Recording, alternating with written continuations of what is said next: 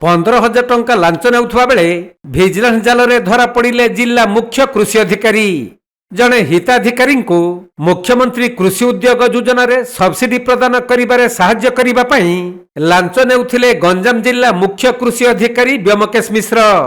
15,000 टंका लांच नेउथुवा अभियोग रे ब्रह्मपुर भिजिलेंस टीम व्योमकेश मिश्र को धरिछि। आउ तांको ठारू लांच टंका जबत करा जिबा परे 3टी स्थान रे भिजिलेंस पक्षरु चढ़ाऊ करा जाइछि। तबे जने हिताधिकारी फाइल को 2 मास धरी प्रक्रियाकरण करिनथिले जिला मुख्य कृषि अधिकारी व्योमकेश मिश्र। आउ सब्सिडी टंका पाइबाकु हेले 15,000 टंका लांच मागिथिले जिला मुख्य कृषि अधिकारी।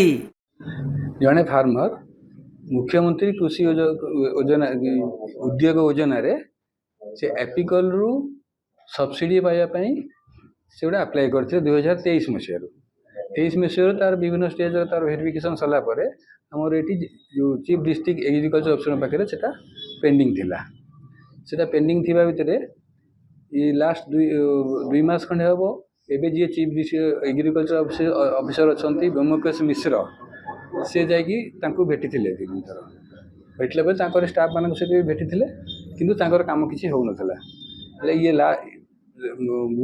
11 तारीख दिन से जो व्योमकेश मिश्र जे सीडीओ से तांको डिमांड करथिले जे केवल फाइलटा पठेया पई 15,000 टंका आ सेठू जहाँ सब्सिडी आसी 40 लाख टंकार तांकर देथिले बिल देथिले पाखापाखि सेठू जहाँ बिल आसीबो सब्सिडी सेटा परे से कहिबे ता ऊपर से केते टंका ताके परे ये करिवे बोली से वर्तमान से जो फाइल पठेया पई जो 15,000 टंका से काली संध्या बेले नेउतले सेते बेले ताको विजिलेंस ट्रैप करथि विजिलेंस दिन धरे।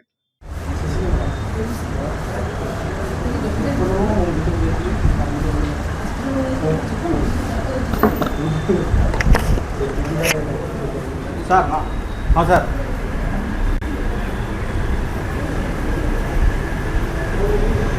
हाँ सर गंजाम जिल्लारू जगन्नाथ साहू रिपोर्ट कोणार्क लाइव।